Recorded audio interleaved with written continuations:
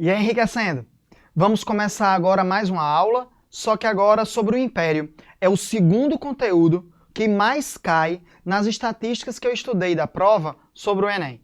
Então se liga, é o segundo, não é o primeiro, mas ainda assim é consideravelmente importante. Você deve se concentrar principalmente no que nós chamamos de segundo império, mas eu vou dar o conteúdo de maneira geral para você. E se estiver gostando, se inscreve, compartilha, bota o sininho aí, dá um legal, comenta aí o que é que você está achando e se precisar, e se quiser, tira dúvida, eu dou uma olhada e falo com você também, não se preocupe não, eu estou aqui para te ajudar nessa reta final. Sendo assim, bora! Império agora! Quando a gente fala do Império, é importante você se tocar que ou é Império ou é realeza. Calma, peraí. Tanto faz no sentido da nossa prova. Constitucionalmente, o Brasil é um império. Na prática, ele é um império? Não, ele é um reino. Mas, do ponto de vista legal, do ponto de vista constitucional, nós iremos chamar de império. Se você precisar escrever, só tenha um único cuidado. Se você começar a falar com império, termine escrevendo império. Se você falar de realeza, que o Brasil é um reino, comece e termine usando esse termo. Para ser império, o Brasil tinha que ter um Estado constituído a partir da conquista territorial, da invasão territorial de outras regiões, de outros países, e isso não acontece entre o governo de Dom Pedro I e o governo de Dom Pedro II. É por isso que se faz uma série de críticas a isso. Mas você pode usar. Eu fiz a opção por usar império, a expressão império. E o império, no Brasil, está dividido em 3 fases.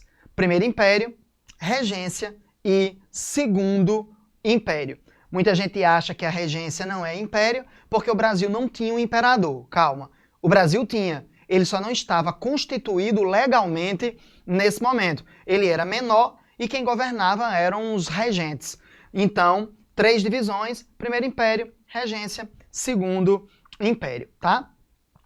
Uma coisa importante do Império de maneira geral é o estabelecimento da primeira Constituição brasileira, a Constituição de 1824, que foi imposta, foi outorgada por Dom Pedro I.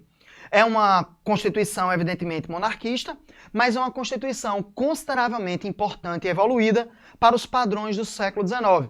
Inclusive, ela foi baseada no Código Napoleônico lá, que Napoleão cria na França durante o início do século XIX.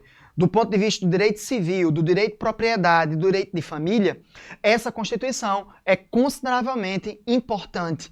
Tanto é que muitas de suas diretrizes vão continuar vigorando no Brasil até o início do século XX. Uma coisa interessante são os aspectos sobre essa Constituição. Ela foi imposta, outorgada, ela é uma Constituição que liga o Estado brasileiro à Igreja, por isso estabelece o conceito do padroado. A Igreja Católica é uma extensão do Estado brasileiro. A Igreja Católica é uma estrutura do Estado. O clero não está sujeito ao Papa, está sujeito ao imperador no Brasil. Por outro lado, o Estado protege e financia a Igreja Católica, uma continuidade do período colonial. Outro elemento é o Senado vitalício. Não confunda vitalício com para sempre. Parece que é besteira, mas não é. Senado vitalício é porque o cara vai ser senador até morrer. Para sempre, ele continua sendo senador, mesmo depois da morte. A diferença é uma diferença jurídica, mas ela é significativa na hora que a gente vai fazer a análise das estruturas. O Senado vitalício acaba mostrando a ideia de não mudança, de não alteração. O Senado brasileiro, ele é o mesmo de Dom Pedro I até Dom Pedro II, tendo apenas 3 alterações. Quando Dom Pedro II é deposto, o Senado brasileiro era composto por uma série de indivíduos já de muita idade, já meio cansados. Toda aquela ideia de uma continuidade política, de um conservadorismo, é indicado a partir dessa ideia do Senado vitalício. Outra coisa é fazer uma análise sobre a ideia de voto.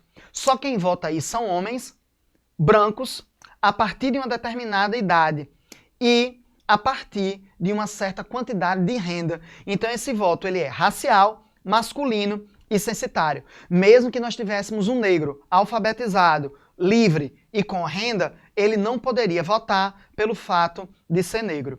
Outra coisa importante dessa Constituição é lembrar que é ela que mantém a escravidão.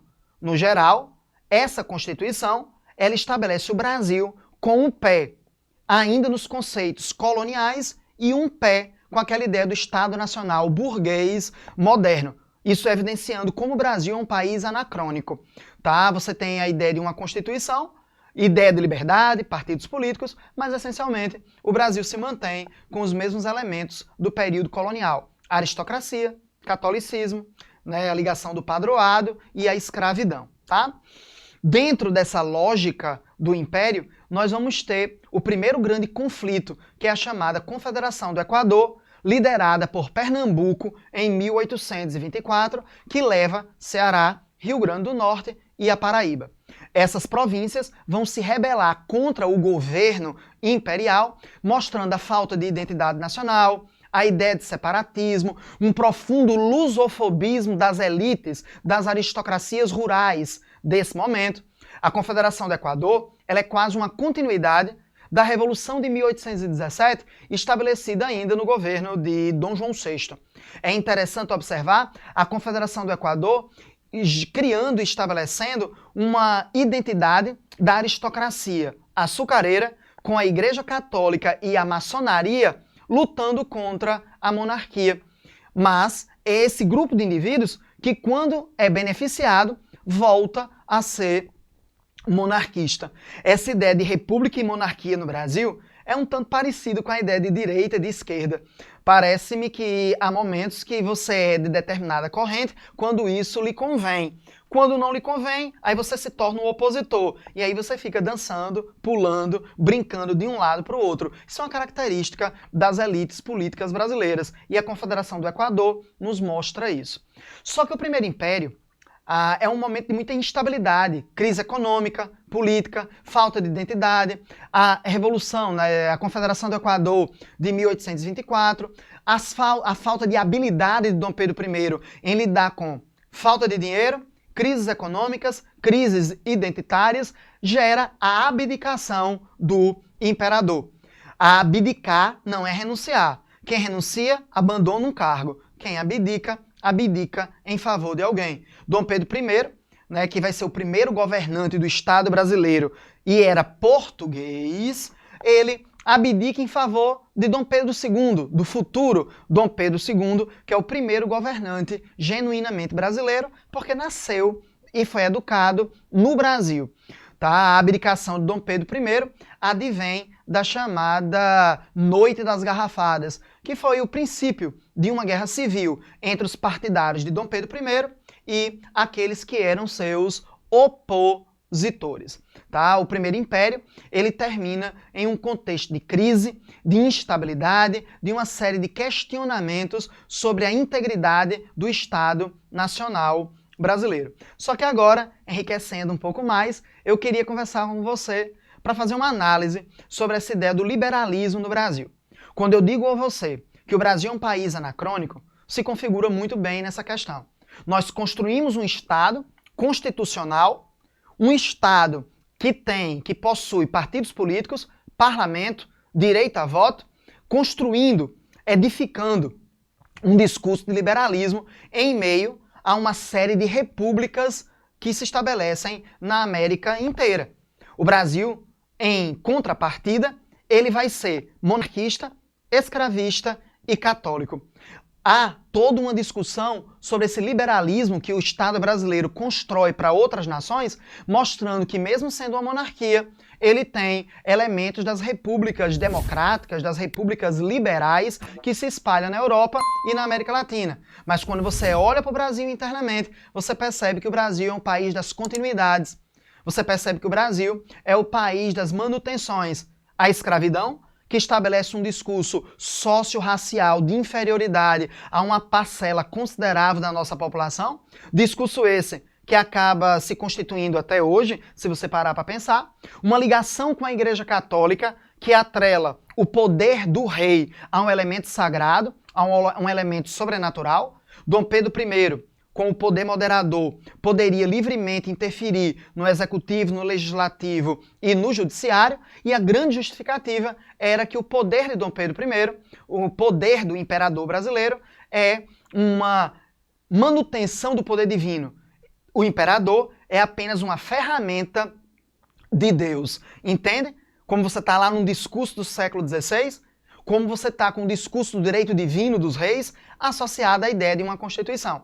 Por isso que o Brasil é tão complexo, por isso que o Estado brasileiro é tão complexo. Estudar Brasil é você se deparar com uma série de situações de contradição, uma série de situações que nós precisamos pensar enquanto brasileiro. Até que ponto o Brasil era liberal?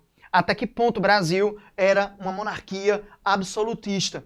O Brasil encontra um caminho híbrido entre uma monarquia absolutista com elementos do direito divino dos reis que acaba se compondo a partir de discursos democráticos como partidos políticos, voto e Constituição. Se toque nessas contradições do Estado brasileiro. Enriquecendo com você, mais uma vez no Enem.